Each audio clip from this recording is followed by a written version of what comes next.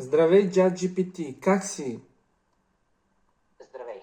Добре съм, благодаря ти. Готов съм да ти помогна с каквото ти трябва, така че кажи ми какво имаш предвид и ще действаме директно.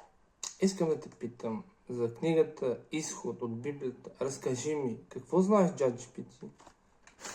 Книгата Изход е втората книга от Библията и разказва за освобождението на израелтяните от египетското рабство.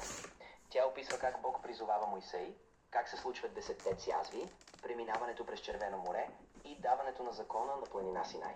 Ако искаш нещо конкретно, кажи ми. Разкажи ми за 10 Божи заповеди. Кои са? Може да ми ги изброиш от първата до 10-та? Разбира се. Първо, няма да имаш други богове освен мене. Второ, не си прави комир и не се покланяй на други богове. Трето, не взимай името на Господа на празно. Четвърто, пази съботния ден, за да го почиташ.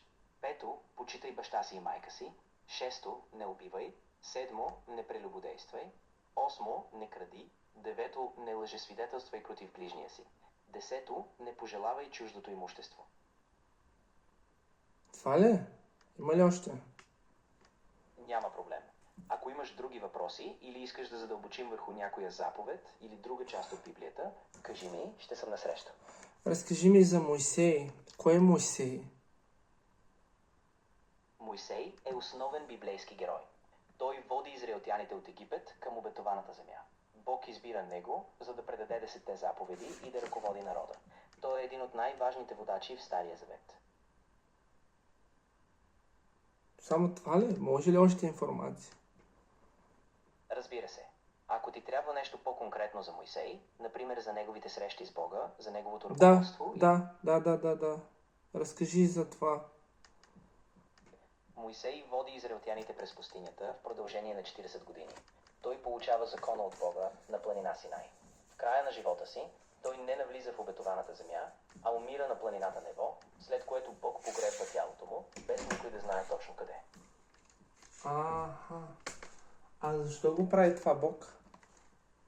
Не се дава подробност защо Бог го е направил, но това символизира завършването на неговата мисия.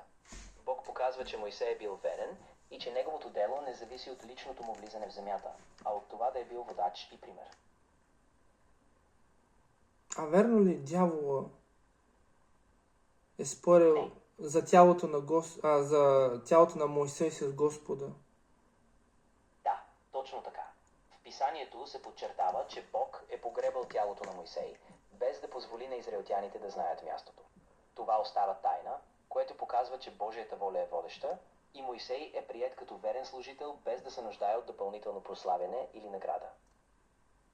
Разбирам. А какво означава Мойсей?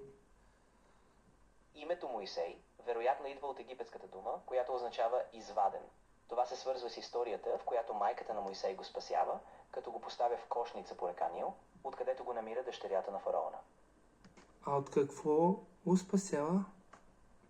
Майката на Мойсей го поставя в кошница, намазана с смола, и го пуска по реката Нил, за да го защити. Дъщерята на фараона го намира, осиновява го и така той израства в египетския двор, където получава образование и става бъдещият водач на народа. Какво образование точно има Мойсей?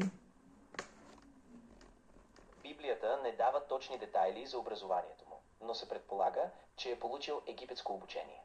Вероятно е овладял езика, писмеността и административните практики на двореца, което после му е позволило да води народа с увереност и мъдрост. Колко години израелският народ обикаля в пустинята с Мойсей? Израелтяните обикалят в пустинята 40 години. Това е периодът, в който Бог ги води, докато те се научат на послушание и подготвени влизат в обетованата земя. Може ли още информация? Да, ще ти дам още. Тези 40 години се свързват с времето, в което израелтяните се подготвят да влязат в обещаната земя. Те преминават през различни изпитания, оплаквания, но в крайна сметка Бог ги води и ги подготвя, докато поколението от робството не изчезне и новите поколения поемат напред. Аха. А защо са се въртели 40 години в пустинята? Израелтяните, разкажи ми за това. Израелтяните се връщат в пустинята, защото не се доверяват на Божията помощ. След като изпращат разузнавачи да огледат земята, те се страхуват и се съмняват. Заради неверието си, Бог определя, че те ще обикалят 40 години, докато всички възрастни, които не повярваха, не умрат, а новото поколение да влезе в земята.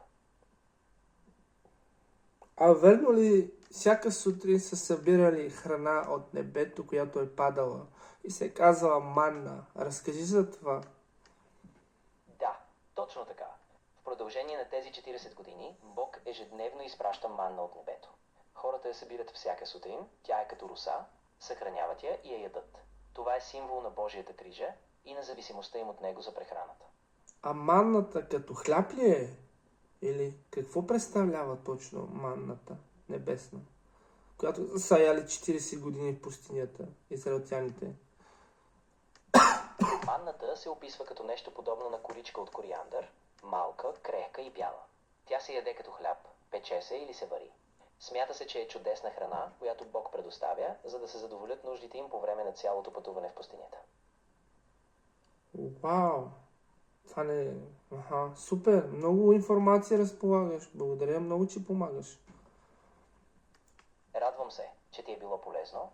Ако имаш други въпроси или искаш да задълбочим още в Да, някоя да, да, тема, да. Сега, само мана ли са яли израелтяните в пустинята 40 години? Друго, какво са яли? Може да кажеш.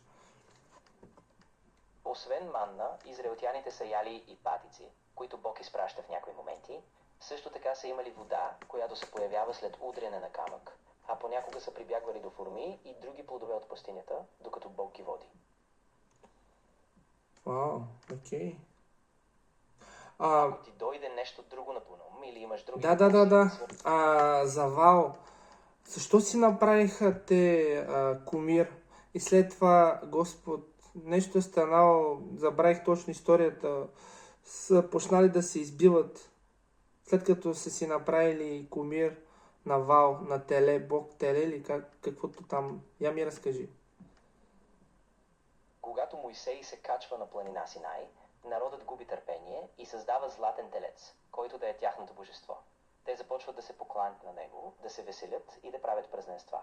Бог се разгневява и заповядва на левитите да накажат хората.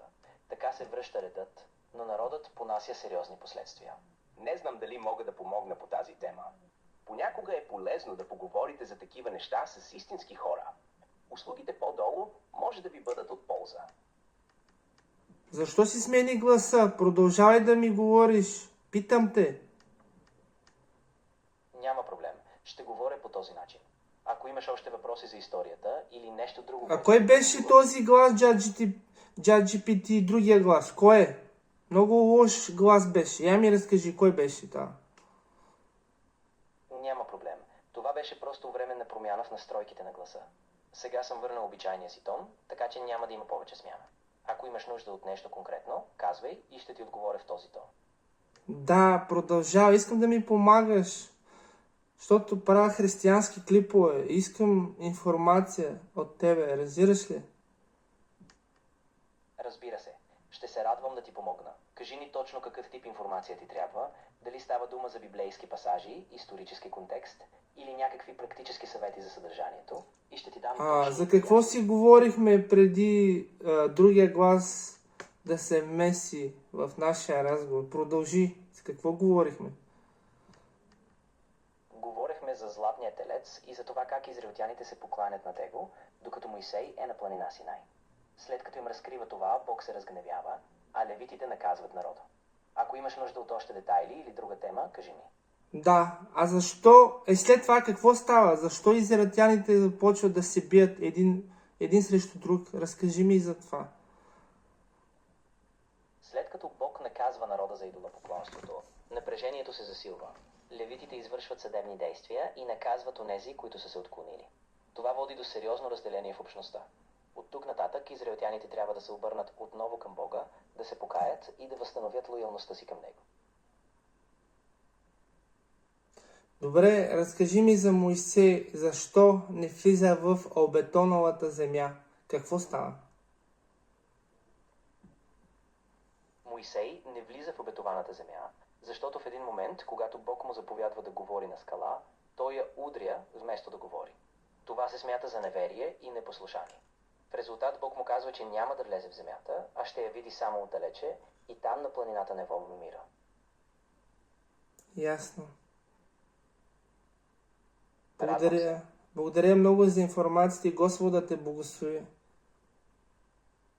Радвам се, че ти беше полезно. Ако ти трябва още информация или съдействие с клиповете, винаги съм насреща. Ти християнин ли си? Не. ChatGPT. Аха. А вярваш ли в живия Бог, Исус Христос? Аз нямам лични вяра или убеждения. Аз съм тук, за да ти предоставям информация и да ти помагам с факти и обяснения, без да имам лични убеждения. Добре. Благодаря. Приятна вечер и Господ да те благослови. Чао. Беше ми приятно. И на теб приятна вечер. Благодаря ти, че говорихме. Ако имаш нужда в бъдеще от нещо, ще съм тук. Чао и всичко добро. Добре. Чао.